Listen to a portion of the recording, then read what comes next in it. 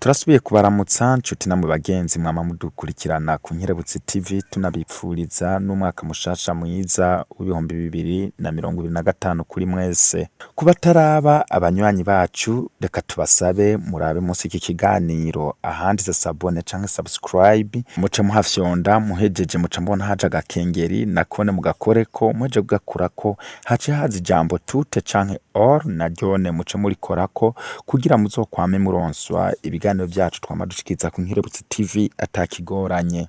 Hari kwigenekerezo rya 4/0 umwaka wa 2025 ni muri komine Mabayi iri mu ntara ya Cibitoke ahabereye ibirori bidasanzwe byateguwe n'ishengero ry'Abadventiste bo munsi w'indwi. Ibyo birori nabyo bikaba byari byabereye ku ntara mvuga butumwa ya Butahana nk'uko twabibwiwe n'abaraho ngo ni naho hatanguriye ishingiro ry'Abadventiste bo munsi w'indwi muri komine ya Mabayi. Babandanije batubwira ko ibyo birori byateguwe mu ntumbero yo gushikiriza misiyoni shasha ya Mabayi, akaba ari misiyoni menyerezwa. Ngo iyo misiyoni rero ngo izokorana n'amashengero y'Abadventiste bo munsi w'indwi asanzwe ari mu makomine 3 ari mu makomine agize intara ya Cibitoke. Izo komine nazo akaba ari komine ya Mabayi ari naho hari cicaro gikuru ciyo misiyoni imenyerezwa, komine Mugina hamwe na komine Bukinanyana. Nk'uko baraho babandanje babitubwira ngo ivyo birori byari byatewe iteka n'abubahwa benshi batandukanye bo mu ishengero ry'Abadventiste bo munsi w'indwi. Aha twovuga umurongozi w'ishengero ry'Abadventiste bo munsi w'indwi ku rwego rw'igihugu n'umutambukanyi wiwe hamwe n'abamuherekeje, umuyobozi wa misiyoni Buganda hamwe n'abamuherekeje, umuyobozi wa misiyoni menyerezwa ya Mabayi n'umutambukanyi wiwe hamwe nabo bazokorana muri iyo misiyoni shasha, uburongoye intara mvuga butumwa ya Butahana n'umutambukanyi wiwe, abapastori benshi cyane baje bava mu mihingo itandukanye hamwe n'abatumire benshi baje bava mu mashengero atandukanye. Ubu rero mudukundire tubashikirize inyigisho tutashoboye kubashikiriza igihe vyari ko biraba ikibiriraho. Nimwaheza kuraba iki kiganiro muca muja muri description mukaraba link twabashiriyeho kugira mushobore kuraba ibyakurikiye inyuma y'iki kiganiro tutashoboye gufata kubera ko ibyuma byacu byashushe nk'ibigorana. Muri iki kiganiro rero harimwo inyigisho nko nabivuze tutashoboye kubashikiriza ikibiriraho hamwe na defile y'agakura yagizwe n'ugwaruka rw'Abadventiste bo munsi w'indwi bo muri iyo ntara mvuga butumwa ya Butahana aribo bita abajia. Tubasabe mu bikurikirane.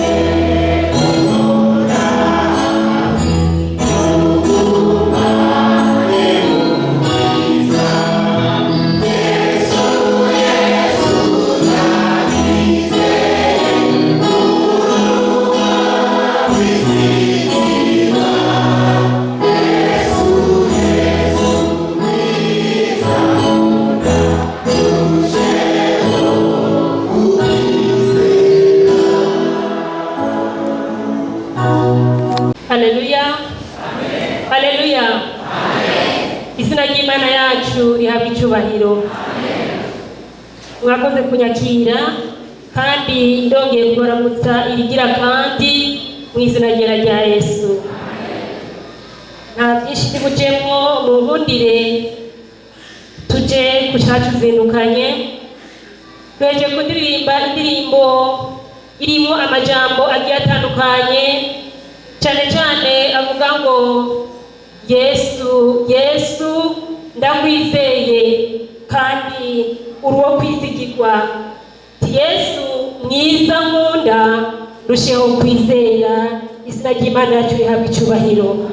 Iyo yari indirimbo amafatwa 5, indirimbo nziza kandi indirimbo nkunda. Rero iyo ndirimbo igisabirana mu matwi yacu, narabwire ko icigwa cyo muri kano gatondo kirafise umutwe uvuga ngo umuhamagaro wo kuba abizigirwa, umuhamagaro wo kuba abizigirwa, utuburungu tubiri, icigwa ku Bisirayeli no kuri twebwe. Umuhamagaro wo kuba abizigirwa, utuburungu tubiri, icigwa ku Bisirayeli no kuri twebwe. Muri kino cigwa kigufi cyo muri kano gatondo turafise igisomwa kimwe gisoma kirekire tuza kwibandako.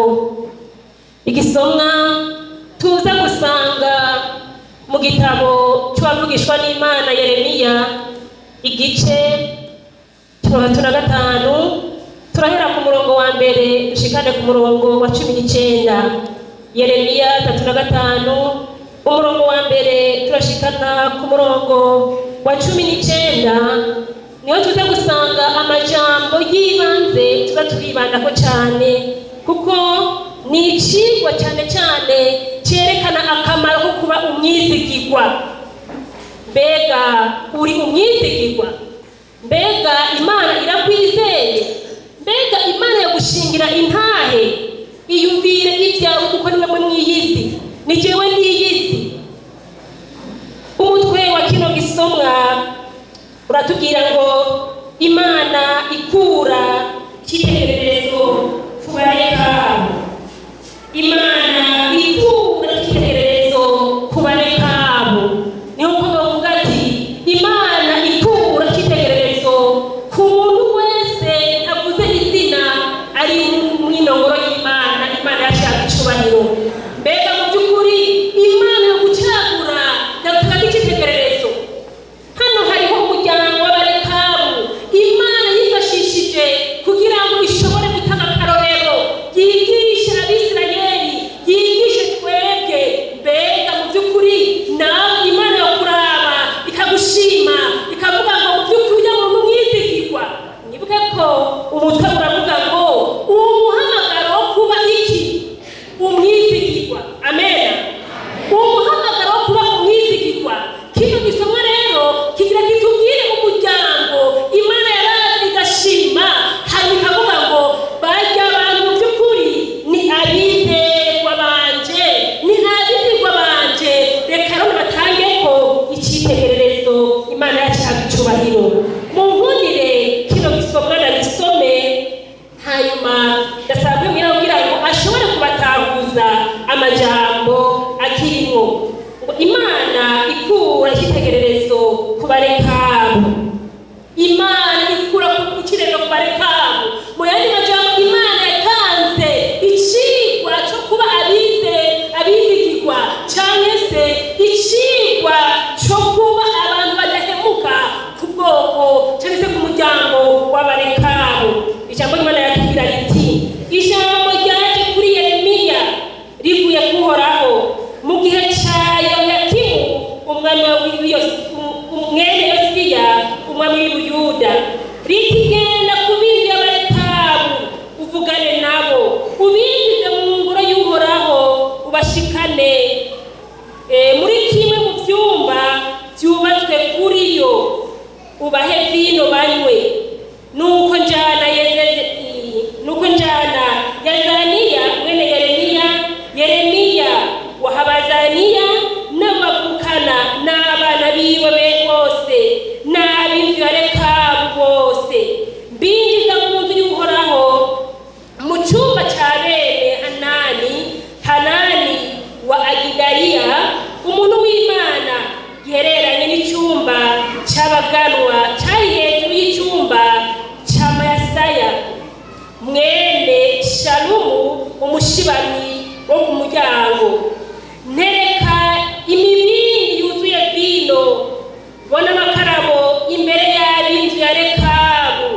nkababwira ntingiyo vino nimunywe.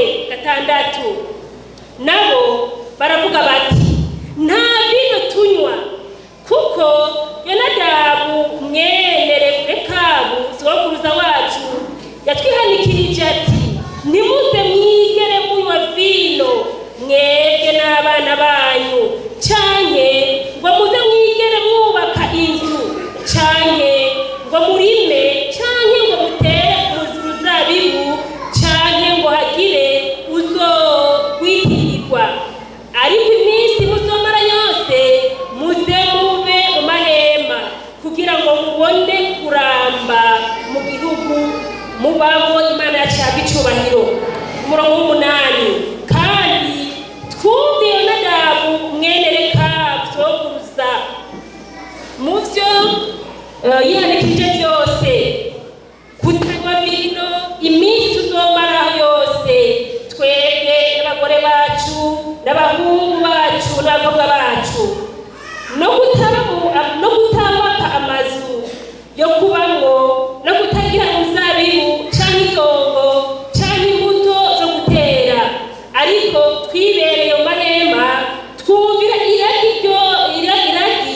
rya byose Yonadabu sokuruza yadusigaranye. 11 maze rero Nebukadineza umwami wa Babuloni ateye iki gihugu, turavugana tuti ngo tuje i Yerusalemu duhunge ingabo z'Abakaludaya, duhunge n'ingabo z'Abasiriya, niko kuja i Yerusalemu.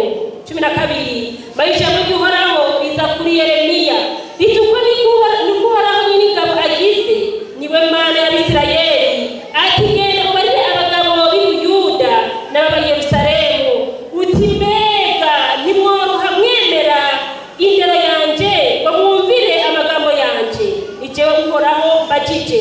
Amajambo ya Yonadabu mwene Rekabu ayo yihanikirije abana biwe ngo ntibanywe vino barayashita, ngo no gushita kuri uyu munsi ntaho banywa, kuko bumviye iragi rya sekuruza. Ariko jeho navuganye namwe nama nzindurwa no kubabarira namwe ntimunyumvire.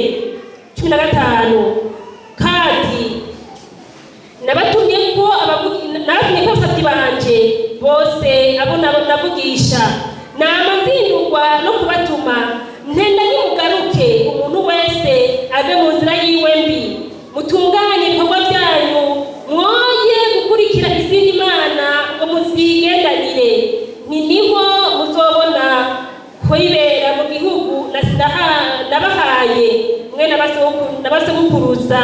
Ariko nimwateze amatwi canke ngo munyumvire. Bene Yonadabu wa Rekabu ko bashikije iragi ya sekuruza ibasigaranye, ariko ubwoko bwo ntibwanyumviye. Nuko rero uko niko mvuze jewe Uhoraho Imana nyene ingabo, Imana y'Abisirayeli, ntenzozana ku Bayuda no ku baba i Yerusalemu bose ibyago byose nabageneye, kuko nababuriye bakanka kumva, nkabahamagara bakanka kwitaba. Nuko Yeremiya abarira ab'inzu ya Rekabu ati uku niko Uhoraho nyene ingabo agize, niwe Mana y'Abisirayeli, ati ko mwumve iragi rya sokuruza Yonadabu mukitondera amabwiriza yiwe yose mukayagenza nk'uko yababariye, uku niko Uhoraho nyene ingabo agize, niwe Mana y'Abisirayeli, ati Yonadabu mwene Rekabu ntazokwigera abura uwo kuzokwama ahagarara imbere yanje gushita ibihe byose. Imana yacu ihabwe icubahiro. Nifuje kuba kino kitumwa cyose kugira ngo mushobore kucumvirako. Hariho ijambo ryagiye rigaruka rivuga ngo Yonadabu yari umwe mu basigwa cyangwa se mu rukurikirane rw'umuryango w'Abarekabu. Rekabu yari umuntu turavye amaboko yiwe nk'uko tuyasanga mu ca kabiri ca Samweli 4:2 bisaba ko uyu Rekabu yari umwe mu muryango w'Abenyamini. Abenyamini wari umuryango wo mu miryango 12 y'Abisirayeli, bisigura ko yari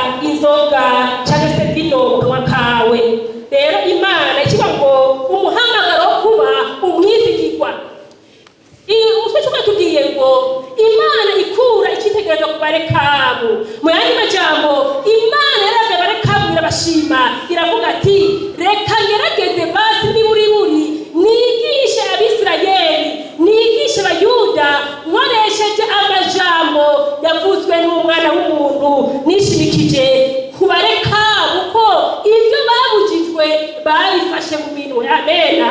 Mu yandi majambo urugo rwose rurafite amategeko. Uyu muryango w'abarekabu barahawe amategeko hanyuma barayashita gusa kurunganwe runarunganwe Yeremiya yatumwe ko rwari urunganwe rugira 4 uvuye ku barekabu.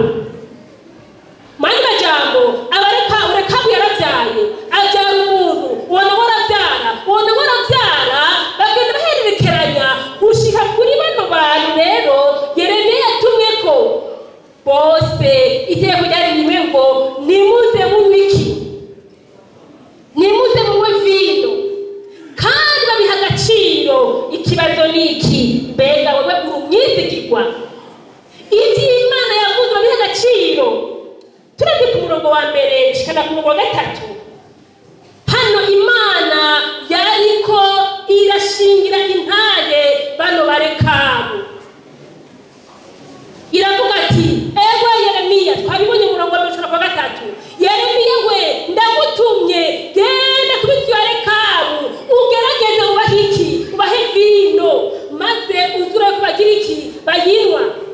Uwo ni umurongo wa mbere shikana ku murongo wa 3. Imana iraba abarekabu irabashima nk'uko Imana dusomye muri yo umurongo wa mbere gushika ku murongo wa mbere icyo cya 8 turasanga aho Imana igihe Satani yariko yerera mu isi Imana yamubwiye ngo mbega witegereje musabyi wanje Yobu urabona ko atawundi muntu asa nawe mu isi.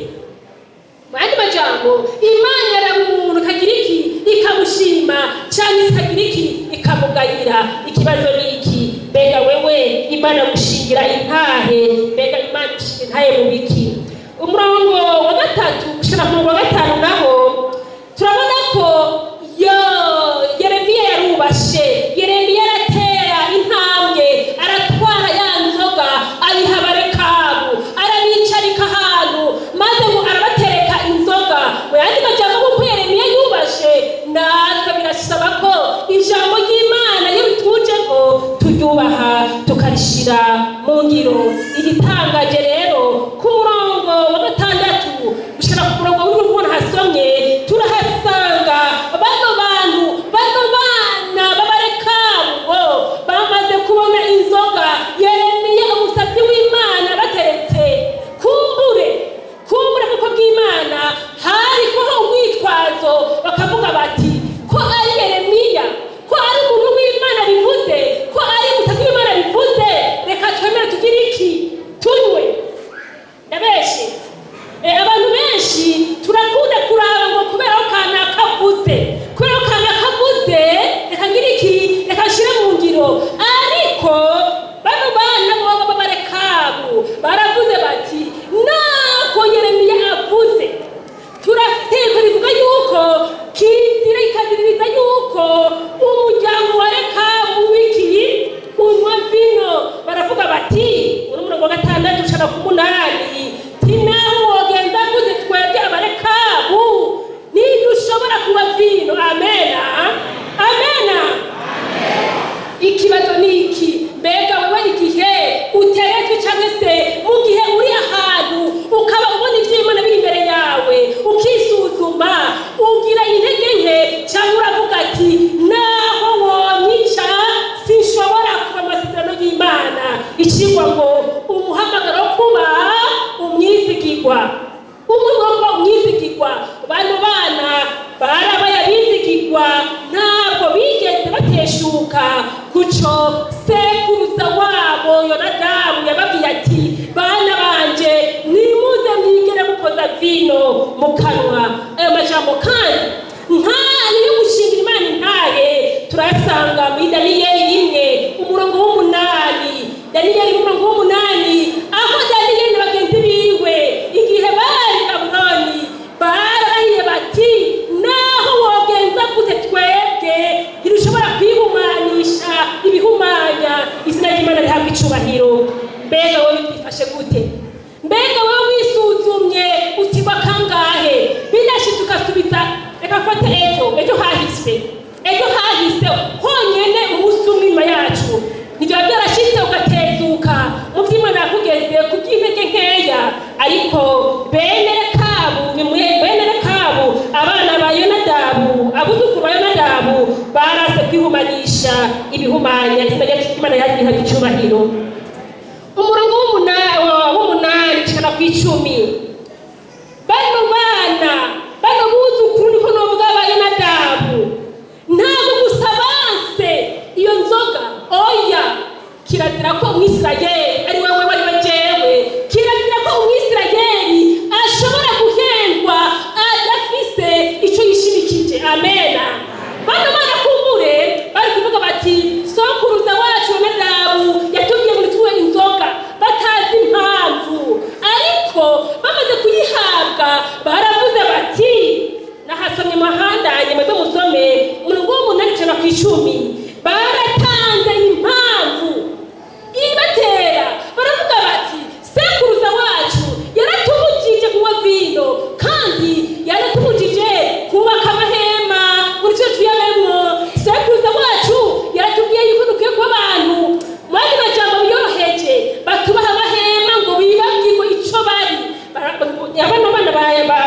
buzuku ba Yonadabu ariwe mu muryango wa Rekabu baravuga bati twebwe rero bivanye nuko sekuru wacu yatubwiye yuko kizira yuko tuba muri ino si tukubaka amazu tukanezerwa tukibagira ico turi, yarutegetse yuko tukubaka amahema ngo tuyabemo. Amena. Twebwe rero sinzi ko tumeze kuno muryango. Mwandi majambo ngerageze kugira kuno murongo w'umunani kigana ku 10 ndabona yuko umuryango w'Abarekabu wararikirwa kuba mw'isi atarabisi. Amena. Mbega wowe uri uw'isi? Mbega wowe ngo niba uri mu bimba vy'isi ukaba wubaka ukiberamwo ukibagira ko uri kurataha iwacu mw'ijuru? Sinzi nahandi wo kwibwira icondi. Umurongo wa 11 gushikana ku murongo w'12. Bano bana babandanije batanga impamvu baravuga bati twebwe ico twasabwe no kwiberamo ubuzima bworoshe, ariko rero kandi harageze igihe intambara iratera aho twari tubaye. Intambara imaze gutera byabaye ngombwa yuko dusambura amahema yacu turabandanya. Niyo mpamvu turi hano hehe i Yerusalemu. Amena. Turi mw'isi, turi nyamukira.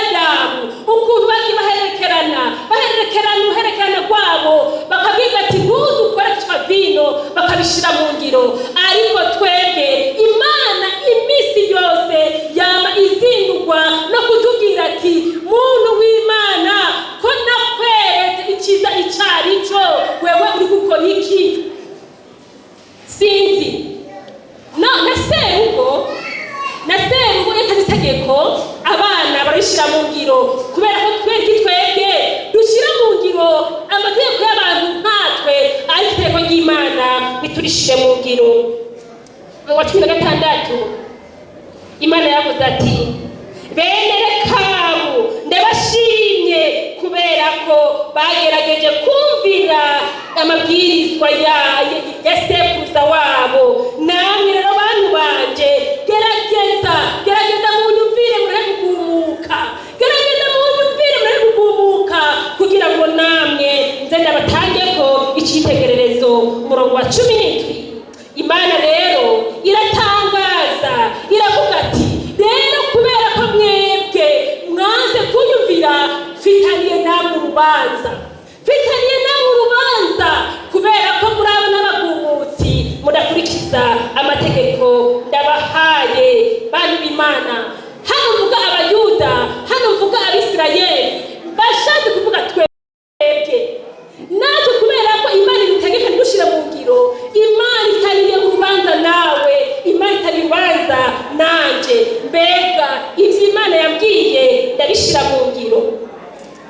Umurongo wa 18-19 umuryango w'Abarekabu ico wakoze warashimiwe, mbere uhaba isezerano yuko uwo muryango uzokwama uronka kuwuserukira ibihe bidashira. Amen, amen. Uno muryango ngo kubera ko Abarekabu bumviye sekuruza wabo, Imana yavuze ati nsezeranye yuko imisi yose bazokwama baronka umuntu wo kubaserukira imbere yanje. Ikibazo ni iki? Mbega nawe Imana hamwe yo kwihweza? Ndabwira bashinga naye bari hano muri inongoro y'Imana, bashinga naye murega amavyuko muri baseruko. Mbega hamwe Imana yo bitegereza yovuga ati kubera ko umuryango wa kanaka ndawishimiye, nta munsi n'umwe uzigera ubura uwo kuwuserukira imbere yanje. Canke Imana yo twihweza yotugaya nk'ababandi.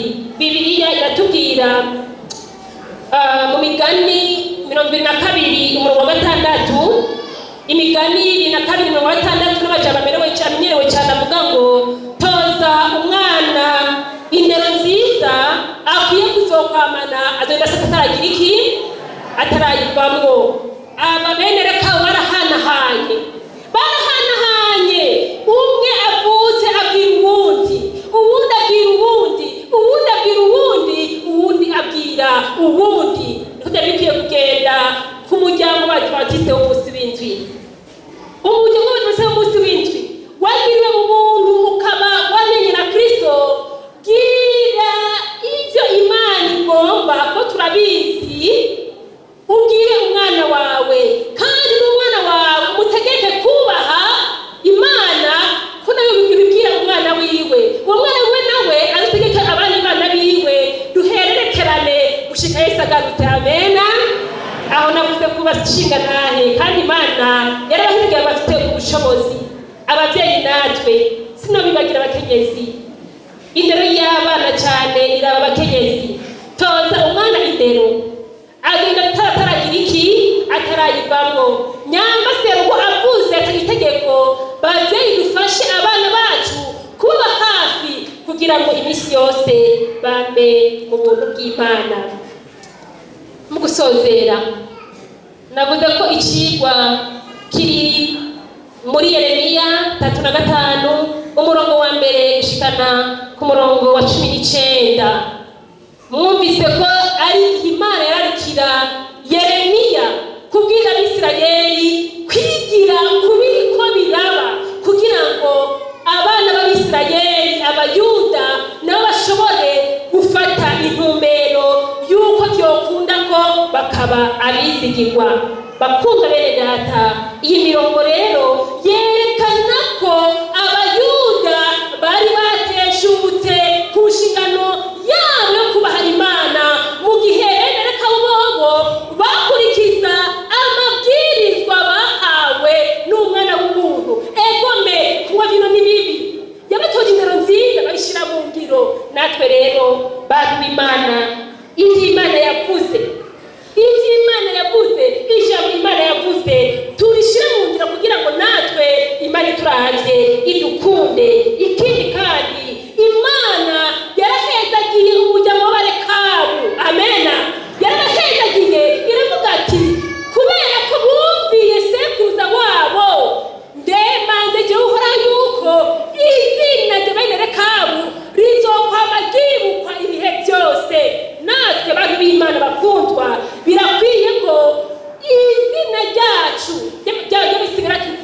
rira turihagararira haruhande y'ibyo duhagararira izina ry'umuryango kugira ngo niba muri umuryango umwe Imana mugacibira ubayemo bazovuge ngo bene kanaka bigire ko ubaha Imana yacihabwa icyubahiro.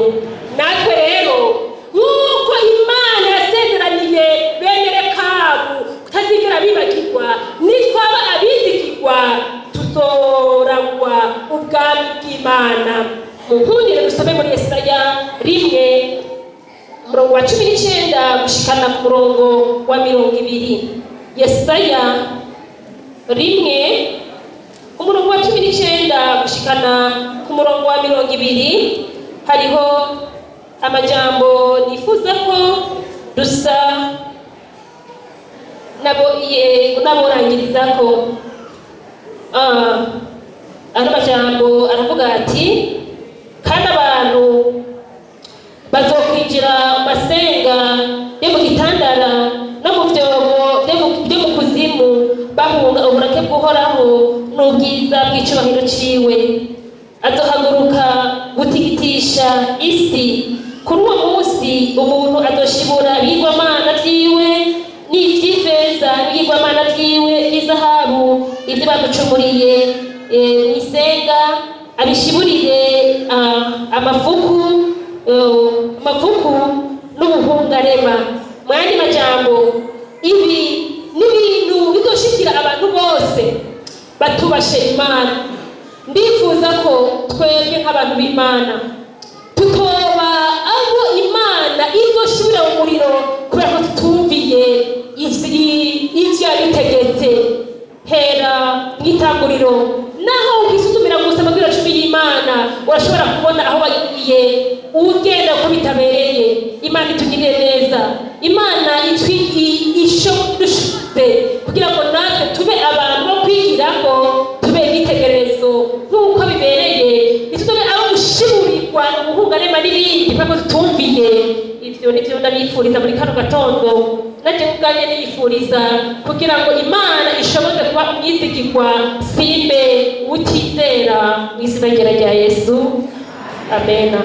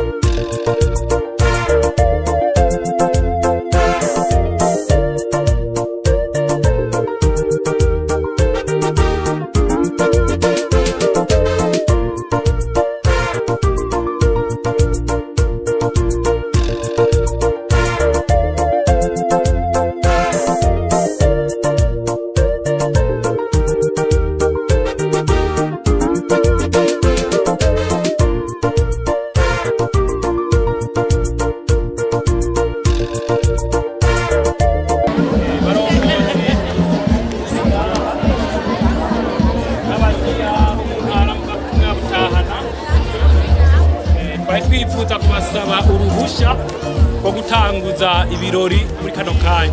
Murakoze. Murakoze. Mu izina ry'abarongozi turi kumwe hano mbere no mu izina ryanje nyene uruhusha mwasabye turarubahaye.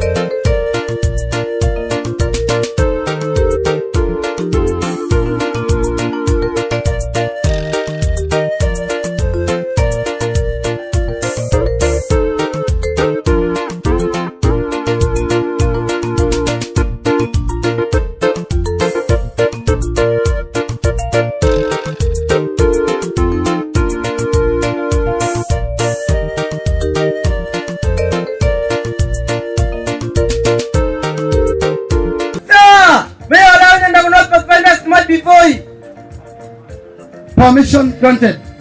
Thank you, sir.